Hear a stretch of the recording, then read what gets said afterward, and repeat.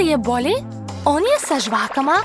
Pogledajte, odmah će dobiti ukusnu žvakicu. Okrećem i evo je. Jedva čekam da je probam. Jao, prelepo. Oduševljena sam. Gledajte kako se oteže. Želim još. Šta je bilo? Zašto aparat ne radi? Možda ću ja uspeti. Čudno, izgleda da je se pokvario. Pa dobro, hajde onda samo da otvorimo rezervoar sa žvakama. Mary, pa ti si genije. To je odlična ideja. Divno, spasila si me. Tako da i ti dobiješ žvaku, izvoli.